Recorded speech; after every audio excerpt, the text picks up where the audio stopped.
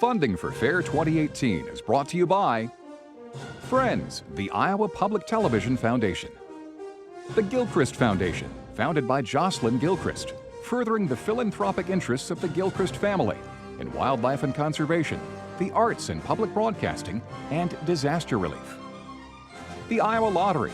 Since 1985, proceeds totaling more than $1.7 billion have helped make Iowa a better place to live, work, and raise a family. More information is available at ialottery.com. At EMC, we're committed to improving the communities we serve and the schools within them by donating our time, money, and resources, and by supporting the education of those pursuing a career in the insurance industry. Count on EMC.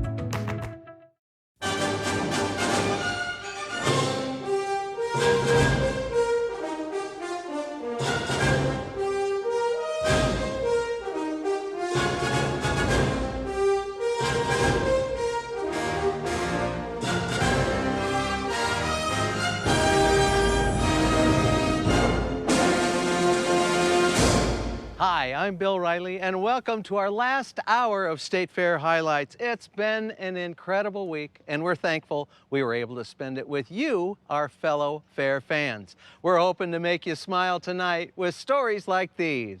What's a girl's favorite sandwich? These youngsters are bound to tickle your funny bone Bologna and cheese. at the Kids Joke-Telling Contest. These food entries are going to make your mouth water at the Innovative Chocolate Competition.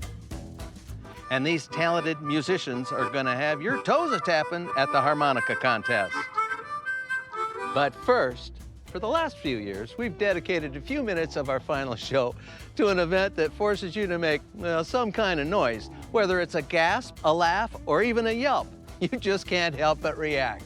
Ladies and gentlemen, buckle up. It's Mutton Bustin' time.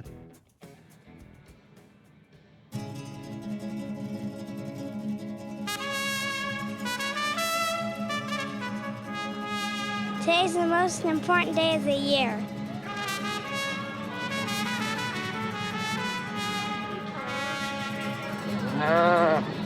It's a day that all kids look forward to. I waited all this year for this event. It's a day I look forward all year. Mom and Dad, don't be afraid. Mutton bustin'. Mutton bustin'. It's Mutton Bustin' Day.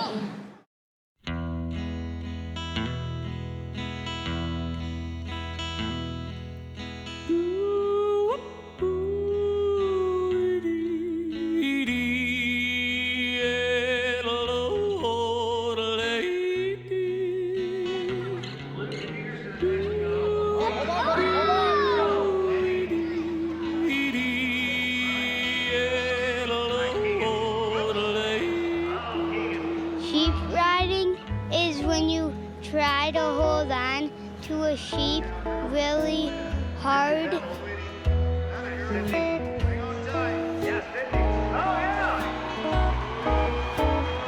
And you try to not fall off for 6 seconds. You just grab them tightly but loosely.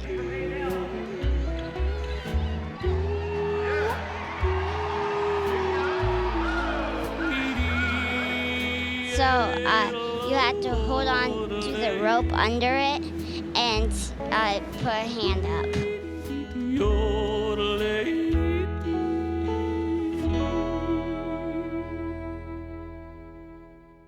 I'm not scared because I've been doing it for a long time and I'm just not scared.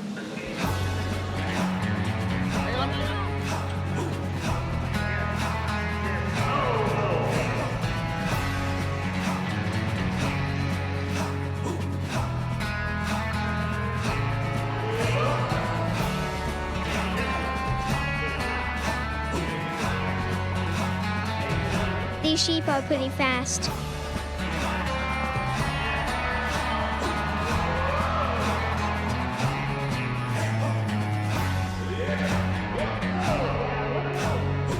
I shear, I wrangle, and I rodeo. It's hard to hold on because it's pretty slippery.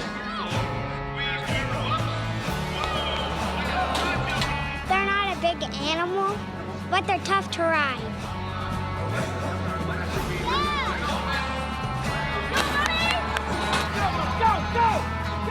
I'm excited to be a cowgirl. Never give up and hold on tight.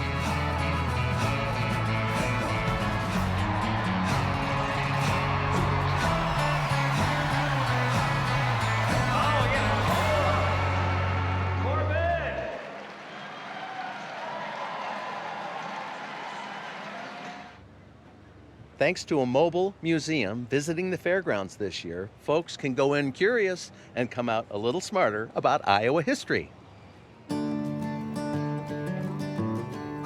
The State Historical Museum of Iowa is a statewide museum, but the physical building is in Des Moines. Since Iowa is a big state, this mobile museum is a great way to take the State Historical Museum on the road. It's a self-contained 38-foot Winnebago. It's a 300-square-foot museum featuring Iowa history. It's a companion exhibit to the Iowa History 101 exhibit at the State Historical Museum of Iowa. It's very nice. It's very interesting, and they picked a lot of good points to focus on and things that we've lived in Iowa all our lives, and it's like, oh, yeah. You know, some of it we knew, some of it we didn't, and it's nice just to refresh our memories.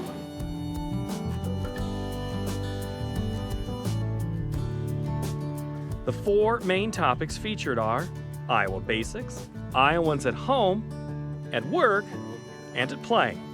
I just like seeing the things that remind me of what it was like when I was a kid, having the rotary dial phone and things like that. People love it because it's air conditioned, so it's a nice place to take a break. But there seems to just be a general excitement and buzz about Iowa history. Lots of, I learned a lot, I'm glad I stopped in, that was really good. Just general comments like that, but people seem to be happy. They don't feel like it's a waste of their fair time. This was wonderful. It just kind of, I saw it, and I needed to go in there. And I've only been through half of it, so I'm looking to be amazed at the other half.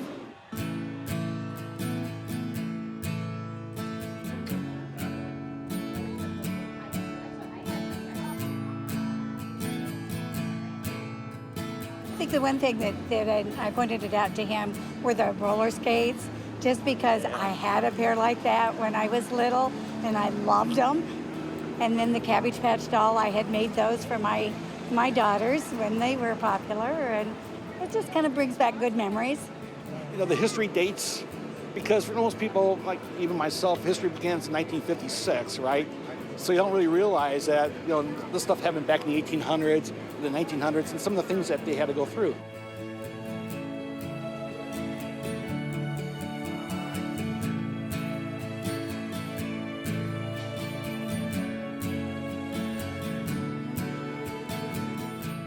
The Mobile Museum has traveled to 52 of Iowa's 99 counties. The 99 county tour will span 2017, 2018, and 2019. Museum organizers strive to showcase things in the Mobile Museum that tell rich Iowa stories. They also chose unique items for a little wow factor. Iowa history on wheels at the Iowa State Fair.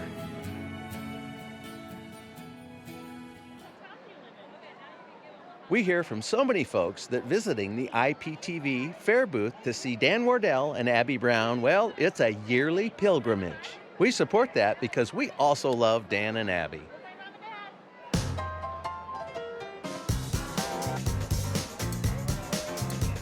Throughout the day, you might find Abby and I anywhere out and about at the fair.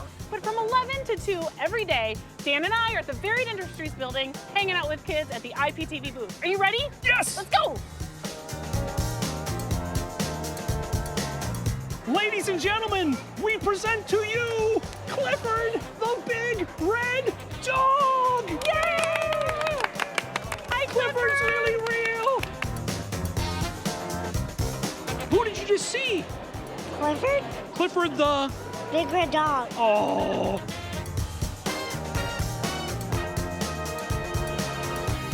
How about you, miss? What did you think when you gave Clifford that hug? Fuzzy. So people are always wondering, what is the best way to hug Clifford the big red dog? Well, and Abby, you're going to demonstrate this right now? Allow me. Okay, Okay, here we go. So walk very slowly if you want. Yes, very Some good. people like the dive and catch, but Okay, I yes. prefer the cautiously optimistic. Okay. Here we go, and you just That's lean right. in, and oh! You got to see Clifford. Did you know that you can also get a tattoo while you're here? Of course, one of everybody's favorite activities in the fair booth is getting a tattoo. And here we have two of the finest tattoo artists in the Tri-County area, Shelly and Carl. Shelly and Carl, how much fun is it doling out the tattoos? It's a blast. Are you getting a tattoo? Yes. Have you ever had a tattoo before? Not a real one. That's a real tattoo. Well, then I guess I have.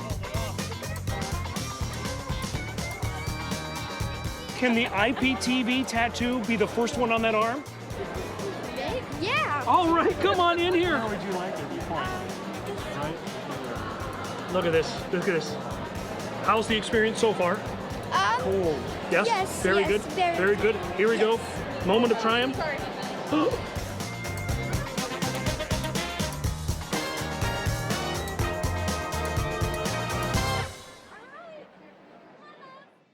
Tractors are an iconic fixture in Iowa, and on the Grand Concourse, fairgoers were treated to a tractor smorgasbord.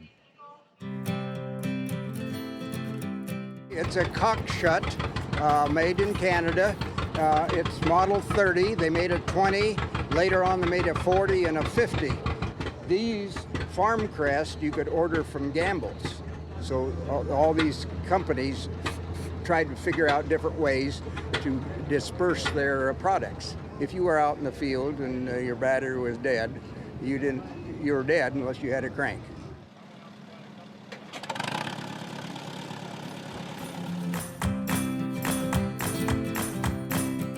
Well, it's a 1967 International Cub Lowboy. A friend of mine at work had it for sale, and I just bought it on a whim, thinking I could clean it up and paint it and have it done, and that was 2 years and 4 months ago.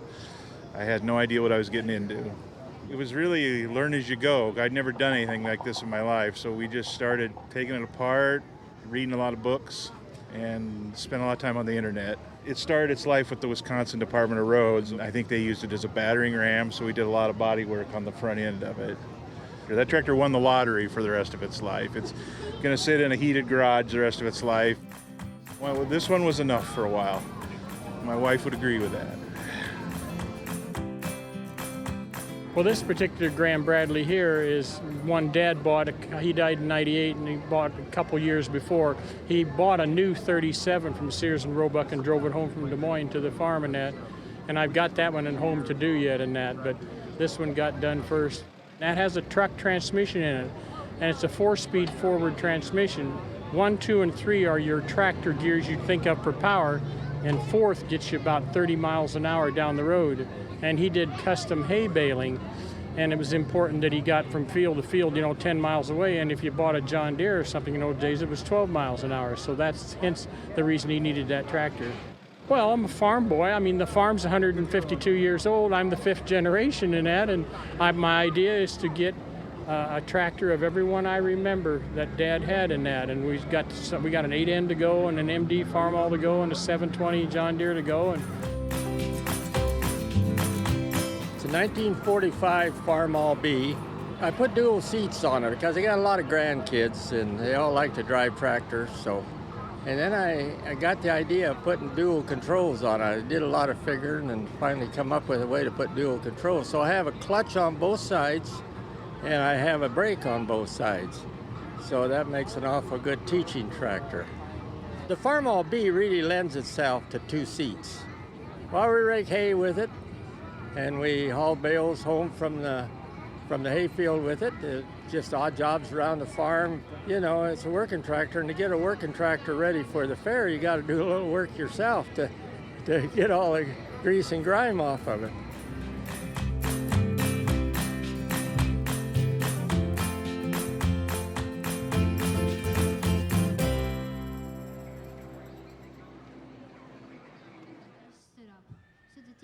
This might just be the most irresistible feature we've covered the entire fair. We dare you not to smile. 849, number 849. What did the mother buffalo say to her boy when he was leaving home? I don't know. What'd she say? Bye, son. How does it say can leave its house? For the exit. What do you call a sleeping dinosaur? A dino snore. I participated in the joke contest. What do you call worms that are taking over the world? I don't know. What do you call them? Global warming. I got it from one of my books that I always get in the mail once a month. My cousin threw herself on the floor and went crazy, laughed so hard that she cried. What do you call a happy cowboy? I don't know. What do you call him? A jolly rancher. Jolly Rancher. Good. We came up here, did the joke telling contest. What do you call a cow jumping on a trampoline? I don't know. What do you call a cow? A milkshake. Oh, Did you practice? How did you practice? I kept on asking my mom if she can say what. I've done this for a few years, so not really that nervous. What happens when you pass a snowman and a vampire? I don't know. What happens? Frostbite. Oh, frostbite. Who's the funniest person at your house? Probably me. What do you call a bear with no teeth? I don't know. What do you call a bear with no teeth? A gummy bear. Oh, yes. We were in the joke telling contest. What did a tomato say to the other tomato in a race? I don't know. What did the tomatoes say to the other? Ketchup. Ketchup. Oh. What does a sick seal say? Barf, barf, barf. Thank you. That was our last contestant. What kind of car does an egg drive? What kind? A Volkswagen. Fourth place, 825. Good job. Congratulations. I entered last year and I did pretty good, but I didn't win a ribbon last year. This year you did pretty good. What was your joke? Gee, I don't remember it. First place, 838. 838 is first place. The teacher said to his class one day, "Please stand up, anybody who thinks they're stupid." Nobody stood up, so the teacher said, "I'm sure there are some stupid students in this class." At this point, little Johnny stood up. So the teacher said, "Oh, Johnny, so you think you're stupid then?" Little Johnny replied, "No, I just felt bad that you were standing up on your own." I just really like doing the joke telling contest. It's really just what I like to do.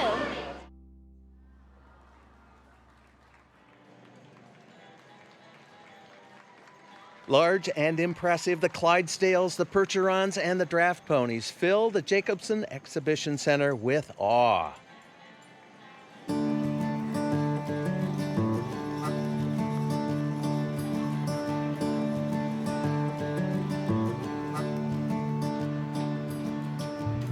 This is Wyeth Hillary's Isabel. She is the current world reigning supreme champion Percheron mare. She's 9 years old, and she's owned by David Anderson of Anderson Farms of Ontario, Canada, but she does reside here in Iowa.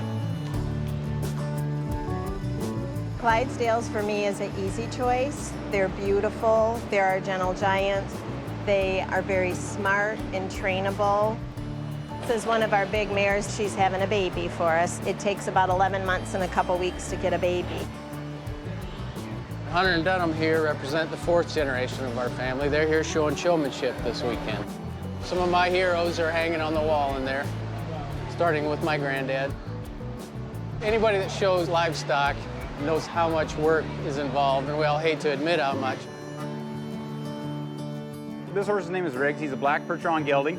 He's 4 years old. He's long-legged, athletic, high-headed, and very animated. That's the characteristics we're looking for now in the show ring. We paid $86,000 for this horse. That set a record. Today in a lady's cart, I want it to be like a Sunday drive for the lady.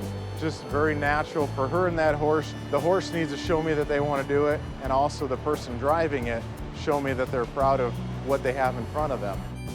My family's been involved doing it, so I'd be the third generation dealing with draft horses. This fair is our National Clydesdales show. We have it every year. This is our first year to be housed here at the Iowa State Fair. These people that are working so hard love to bring the breed in front of many, many people. 48 inches and under means they're measuring the different height of the ponies that they have. You're still looking for how they work together, looking the best, did their best as a unit. Shows are won at home, they're not won in the show ring. I think that's especially true for the draft horses because it requires so much work getting these horses ready. When you finally get here and everything falls into place, it's extremely rewarding.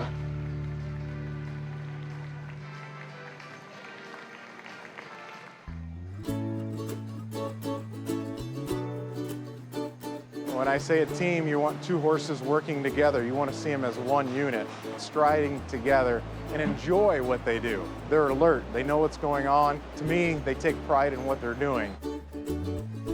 The Percheron is known for its versatility. The Iowa State Fair is the national show. They're very extremely intelligent. They really do become a part of your family and your life. They all have their own personality, and they're just a special animal. Today's draft horse is a lot different than 30 to 50 years ago. There's more animation to a draft horse. It's how high they're picking their feet up, how much they're moving their hind legs, reaching out, taking more of a stride, if you will. Their head's way up in the air. The Clydesdale is a feathered draft horse. The hair that you see on their legs are called feather. What I love about it is the people that are in our industry too. It seems like we have good horses and we have good people, so I'm very passionate about this breed. They are just a wonderful gentle giant.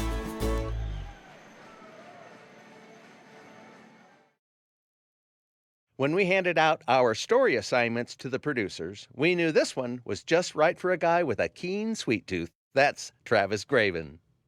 I am using every bit of willpower I have not to pop one of these treats in my mouth right now because I love chocolate and these look delicious.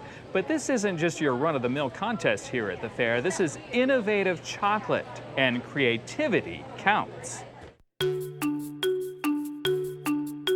There's so many contests, and it took us a while to figure out, like, what do we do? There's pies, there's cakes, there's this and that. I love chocolate, and I talked with one of the ladies here who'd been doing this for many, many years, and we thought, well, wouldn't it be fun to do a different take on chocolate? So innovative chocolate is any dish. It could be an appetizer, it could be a main dish, dessert, obviously, that has cocoa in it. So what is it that you're looking for that's going to put something over the top? Well, to put something over the top, I would want them to use chocolate in a way that isn't necessarily being used currently. It's judged 50% on innovativeness. So if you're doing a chocolate chip cookie, it better be really innovative and different. So we have had some really interesting entries in the past. We've had fried chicken, which has cocoa in the batter for the chicken.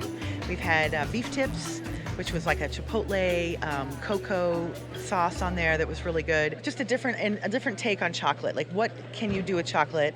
It can be savory, it can be sweet. You're a recent grad of the DMAC culinary program, so a young chef yourself.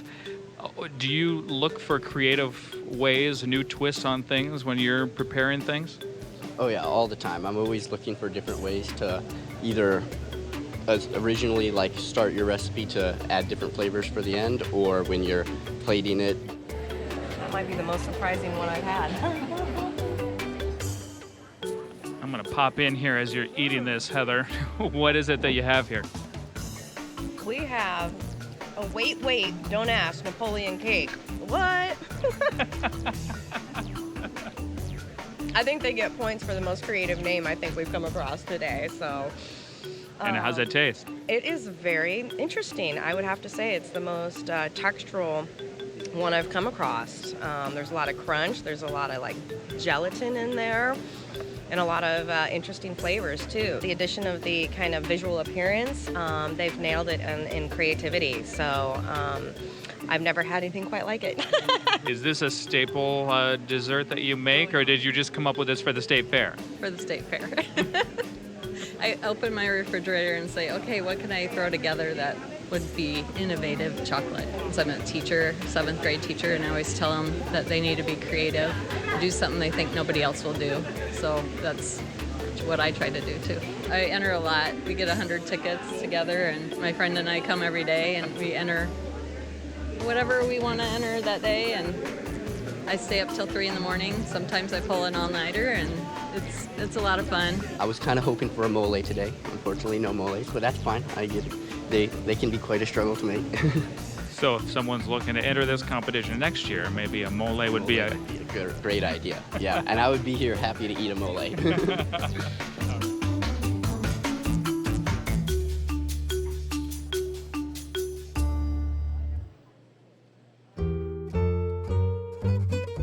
Time is running out to enter a contest for this fair, but that's okay. You can always live vicariously through some of these lucky winners.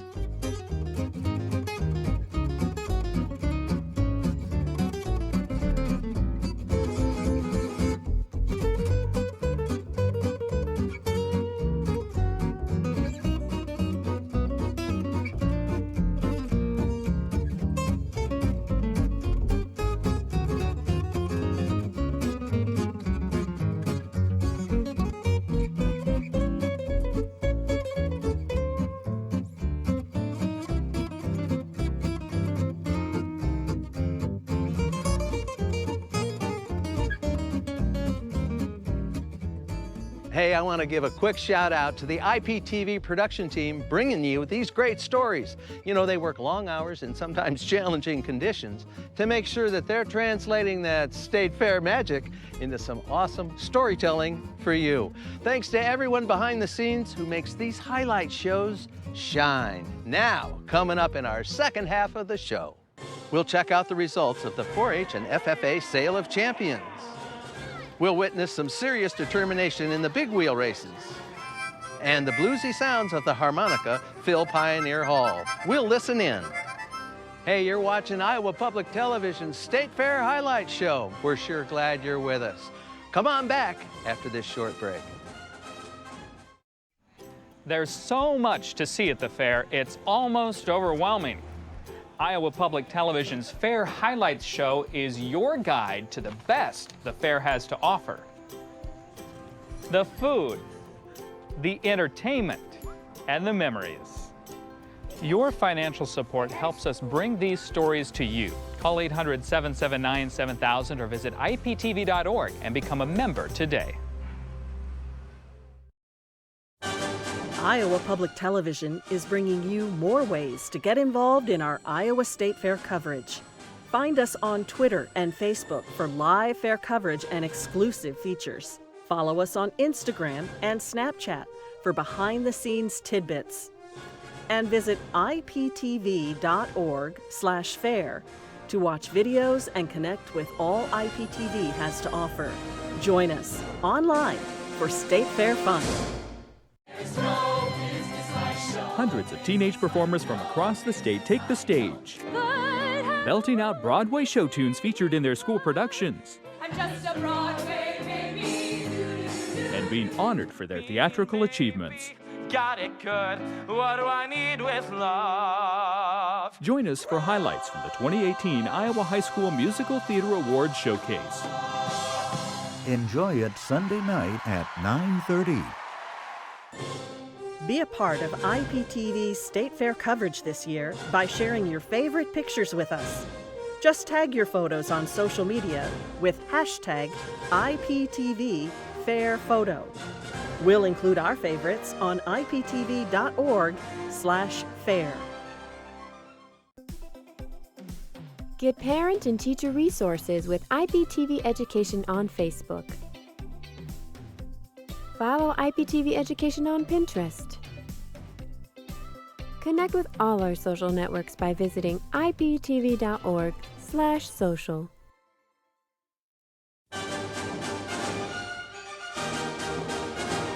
Hi, I'm Bill Riley. One of the most entertaining traditions at the Iowa State Fair is the Talent Championships. Iowa Public Television will be there again this year to cover the magic, excitement, and impressive talents of young Iowans from across our state. Tune in Sunday night at 8 p.m. for the Bill Riley Talent Championships, only on Iowa Public Television.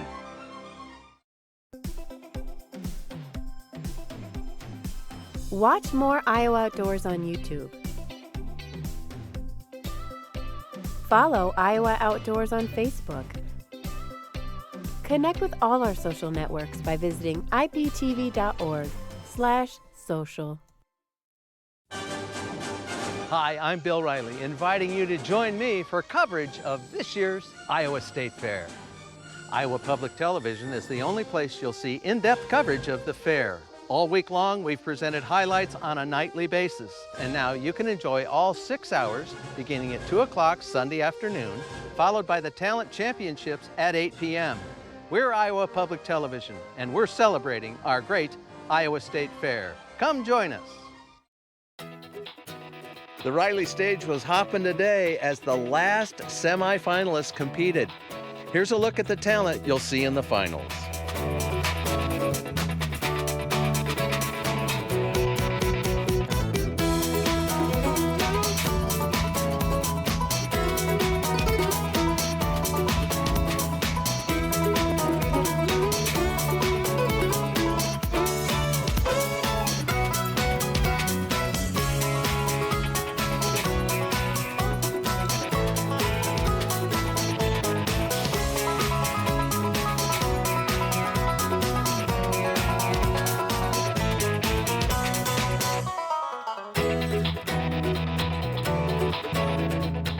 Remember to tune into the championships right here on Iowa Public Television tomorrow night at 8 p.m. It's a must-see tradition at State Fair time.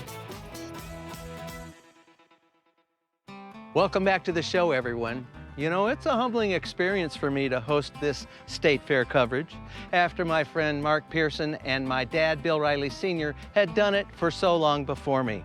But I'm honored to be here, and I think it's important for us to always stop and pay our respects to the past.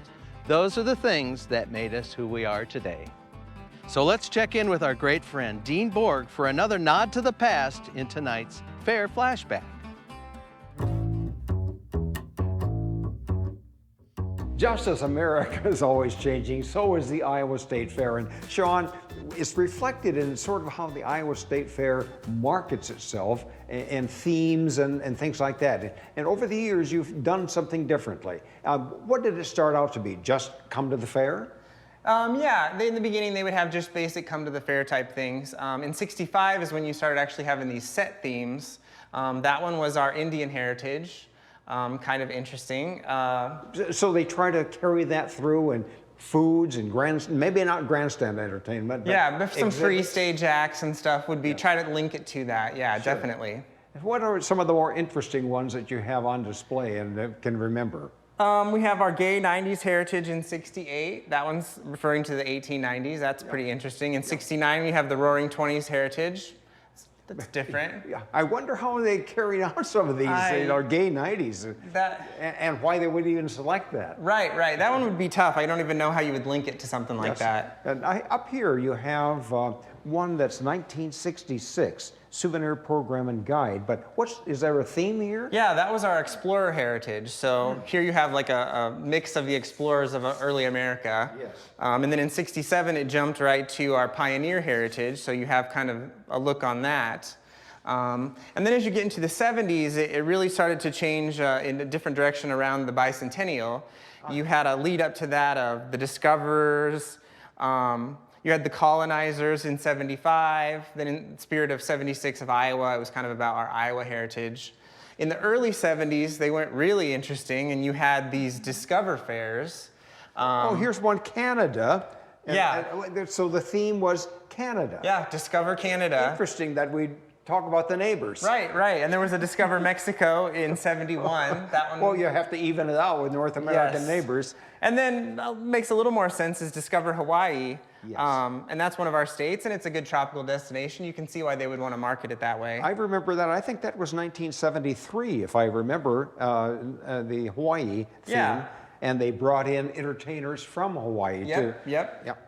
And then it kind of fell off, and you had more of a marketing type theme that wasn't really set. But then in the 80s and '85, you had August Fest, which was a play on Oktoberfest, and everything was kind of German themed. What is the theme of the Iowa State Fair? It's not Canada or Mexico or Hawaii. It's more general theme, isn't it? Now. Yeah, and it goes with other things. Last year when we had an updated midway, it was State Fair Thrills. So it kind of goes that way now, looking at different new things and how they can wrap that in with the marketing. Always something new at the Iowa State Fair. That's right. Thank you, Sean. Thank you. The modern-day harmonica dates back to 19th century Germany, which was about the same era Pioneer Hall was built. No wonder they go so well together. 831.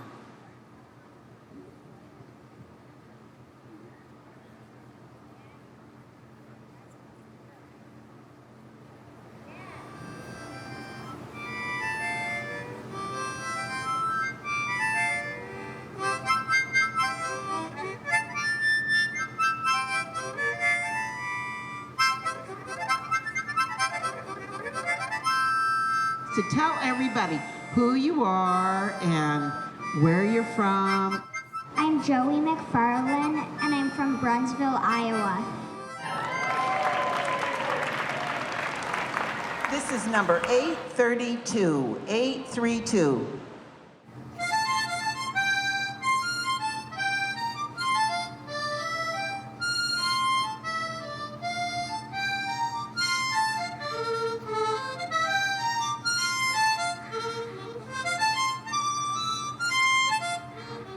My name is Lydia. And Lydia, where are you from? Iowa?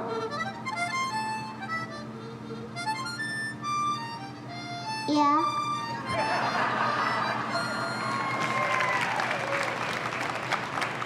We're going to start with number 831, 831.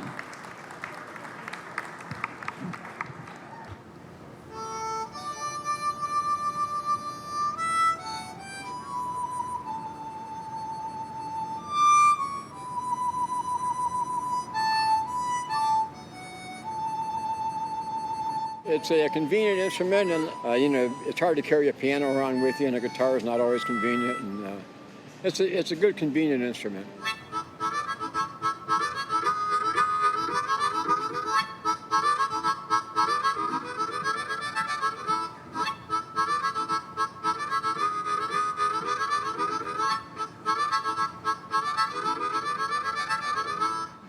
It really wouldn't be fair if I used this one because. It just sounds too cool. That really wouldn't be fair, so.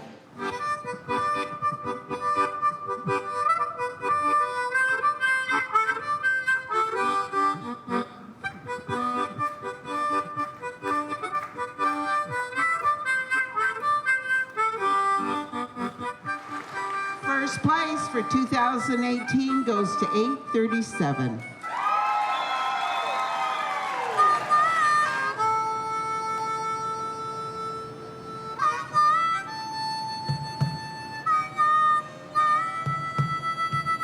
Oh, well, I've been here for 9 years. This is my 10th, so yeah, had to come. And I said I got this brand new shiny cajon. Yeah. Let's you can't let it show go it to off. waste, especially at Pioneer Hall.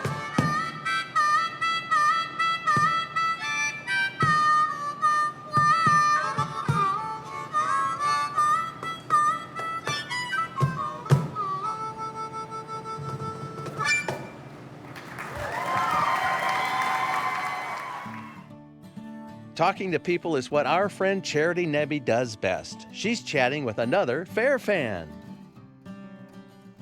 Thanks, Bill. And now I'm here with Jess Rundlet, who didn't really start coming to the fair until mid-college years, but she grew up in Vinton, Iowa. And Jess, you really fell in love with fair culture at the Benton County Fair, right? I did. As soon as I was old enough for my mom to turn me loose with the oven, I was all about competing in the pantry stores divisions with baked goods at the Benton County Fair. Nice. So loving fair culture, then when you were in college and you had the freedom, the Iowa State Fair was the place to go, right?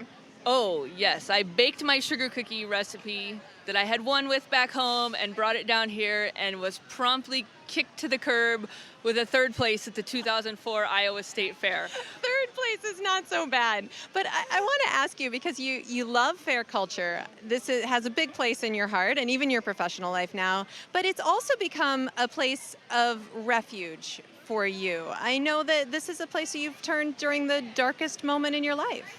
It's true. On the first weekend of the fair in 2015, my boyfriend was killed by a drunk driver while we were on a bike ride. And after getting over the initial shock of that, I was sitting around the house. My mom was in town, and what do? Sitting around being sad doesn't bring him back. And so I came to the fair because it was just the only place that made sense to go in mid-August.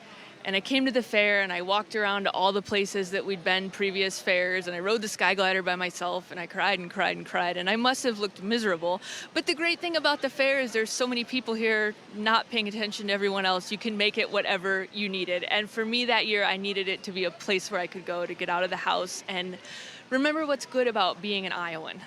And this is a great place to remember what's good about being an Iowan.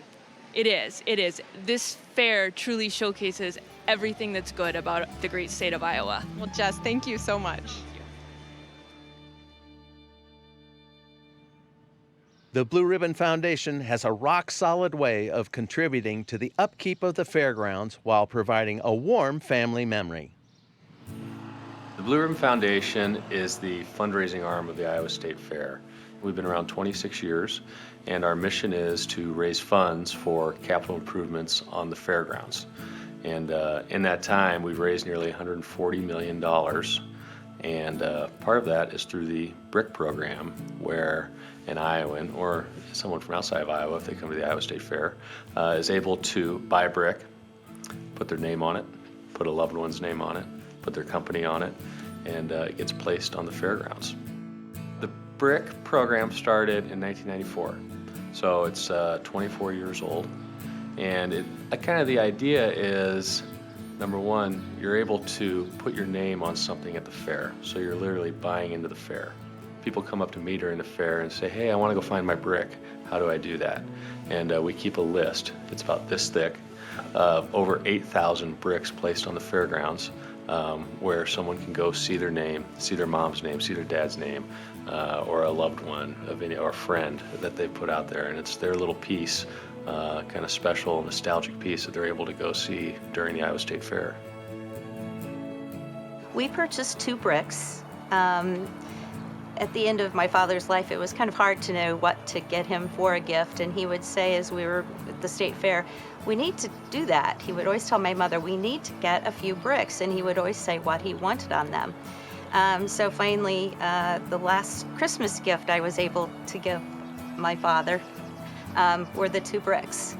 And one of them was he and my mother's name on a brick, and then one that he always wanted was my name on a brick as the Iowa Port Queen. So those are the 2 bricks that we have bought for them. I think they love it. And it's a neat item that we're able to highlight every year. It costs $100 to put your name on a brick at the fair. And we have 15 different locations around the fairgrounds for brick pads. And it's, something that costs $100 is very meaningful to a lot of people. And it has raised a lot of money for us over time. When you add up 8,000 bricks, over $800,000 that's been able to go back to capital improvements. But it's something that you're able to put your name on something for a smaller amount of money. And it's extremely meaningful to an Iowan and to their family to be able to do that.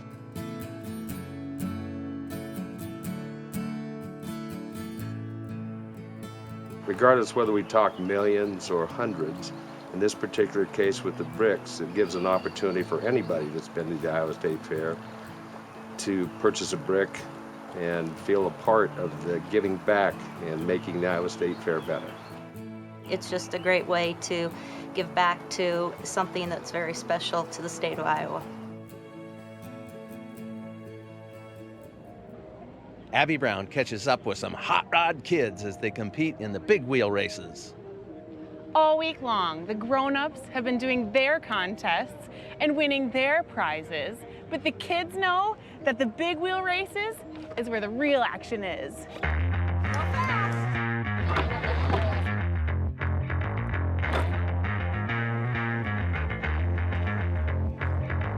On your mark, get set, go!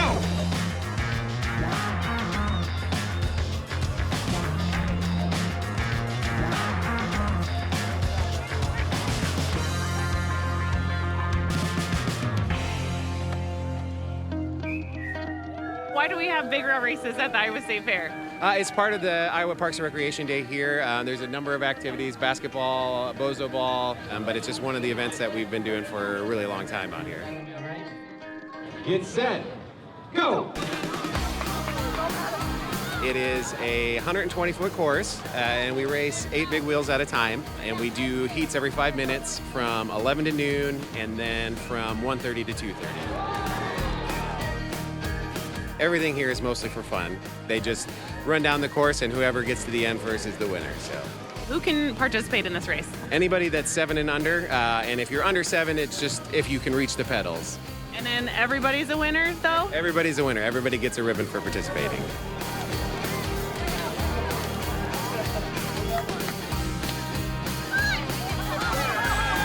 Dakota's here with me. Dakota, you've been watching a few races. What have you learned that you can use? You need to pedal fast, stay on your line, try not to bump anyone, and if you go too fast, just pick your feet up. Oh, she's got to figure it out. She's going to win.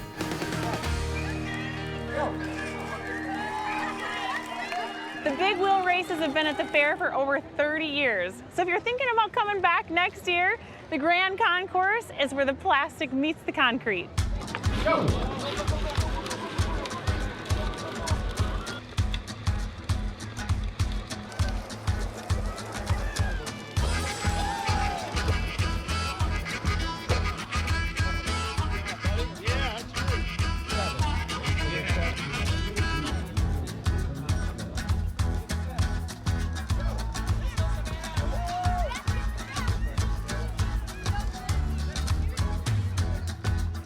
What's your name?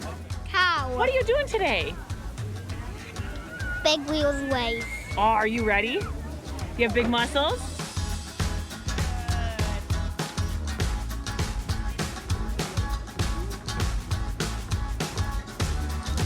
Racers, are you ready? On your mark, get set, go!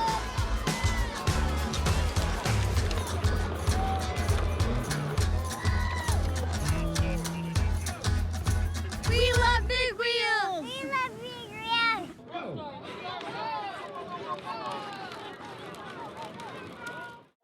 This is an emotional day for 4-H and FFA students. It's the Sale of Champions. It's a monumental moment for these hardworking young people.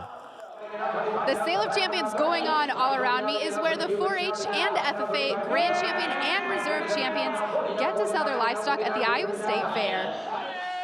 Now entering the ring is Logan McCrae with the 4-H Grand Champion Market Steer. Sold today for $11,000. Coming into the ring next is Reserve Grand Champion 4-H Market Steer Cole Lauterbach. Cole's steer sold for a record $60,000. Following in the ring, we have Abby Henderson, who is selling the 4-H Grand Champion Market Heifer.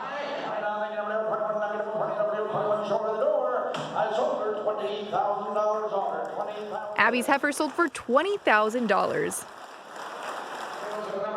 For the Reserve Grand Champion 4-H Market Heifer, we have Kiara Payne.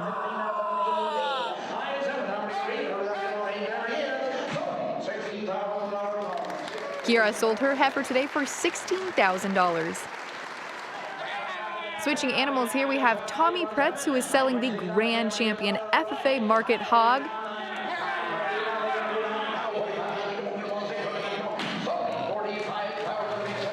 Pretz's hog sold for a whopping $45,000. Next up is Tyler Wellman selling his Reserve Grand Champion FFA Market Hog.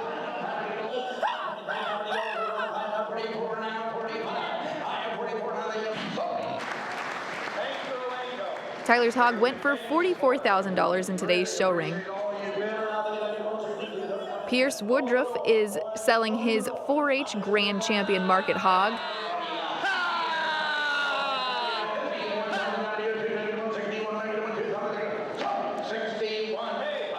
Woodruff's hog went for $61,000, which is an all-species record. Reserve Grand Champion 4-H Market Hog is being sold today by Cash Vogel.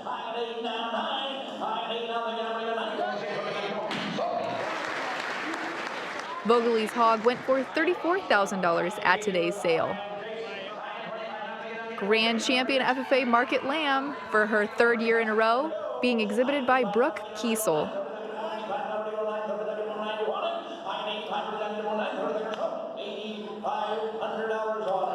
Brooks Lamb brought $8,500 at today's sale.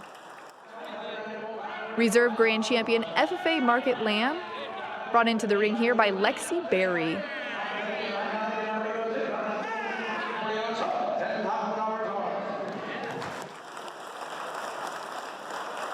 Lexi's lamb went for $10,000 at today's sale.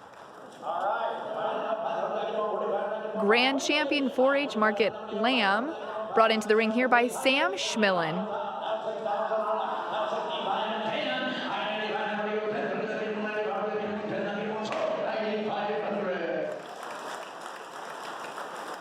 Sold today for $9,500. Reserve Grand Champion 4-H Market Lamb sold today by Nicole Zuber.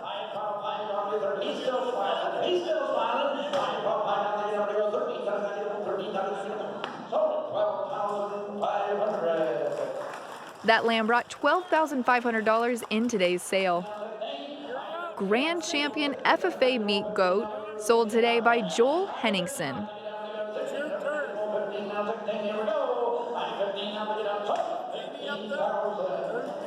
Joel's FFA Meat Goat went today for $15,000. Grand Champion 4-H Meat Goat sold today by Chloe Bruce.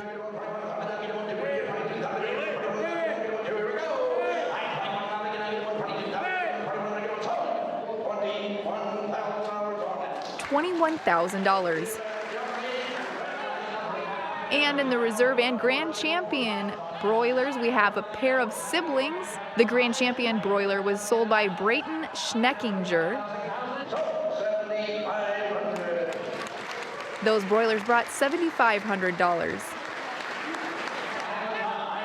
And Reserve Grand Champion, his younger sister, Briley Schneckinger.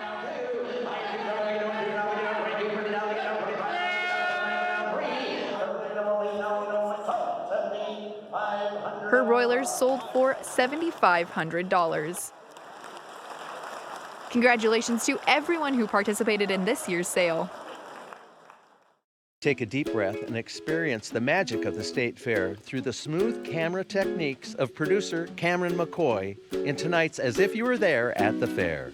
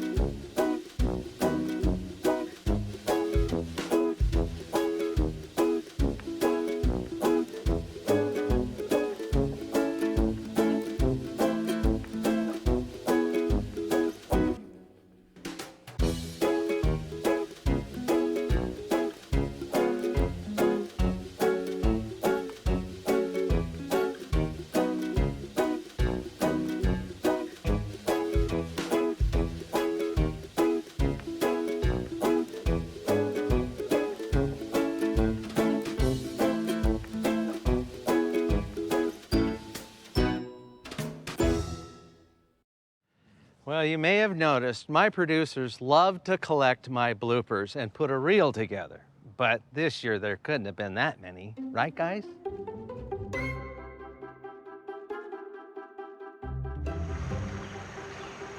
Are you rolling? Yeah. Is that a hint? I think a squirrel's throwing something at me here.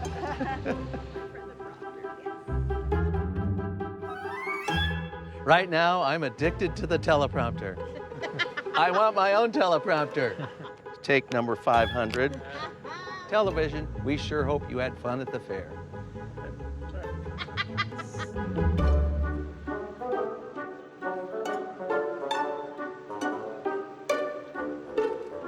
One of the heritage contests has several categories and focuses on the sun going out while I'm reading.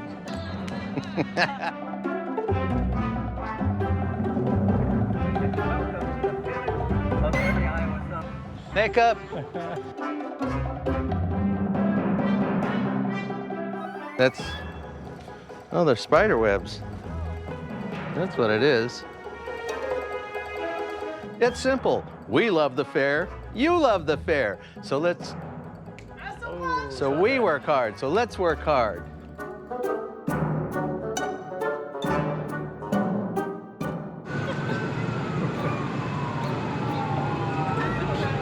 And I'm Bill Riley, and the police are on the way. Have fun at the fair. I'll see you after the weekend. It's not that.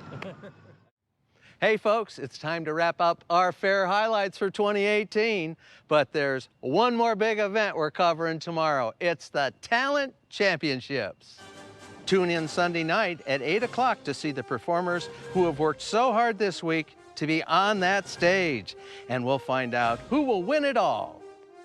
And if you think the in-depth state fair coverage we provide is valuable, please consider investing in it. Go to iptvfriends.org/donate to give us your support.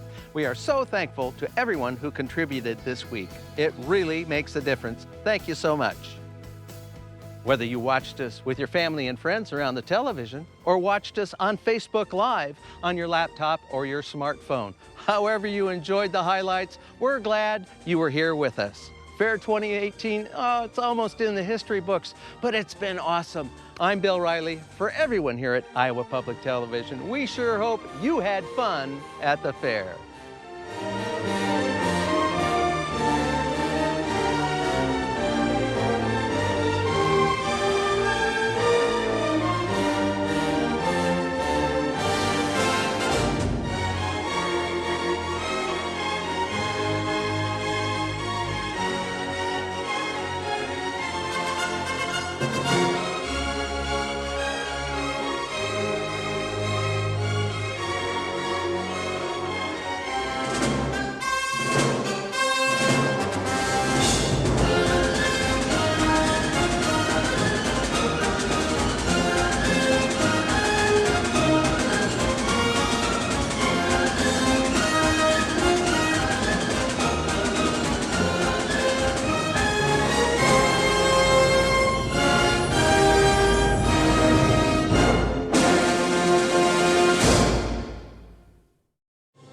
Funding for Fair 2018 is brought to you by Friends, the Iowa Public Television Foundation.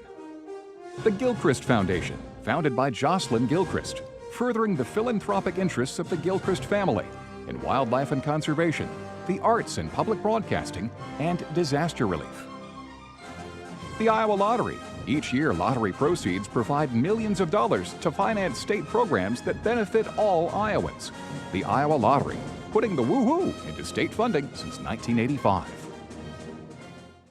At EMC, we're committed to improving the communities we serve and the schools within them by donating our time, money, and resources, and by supporting the education of those pursuing a career in the insurance industry. Count on EMC.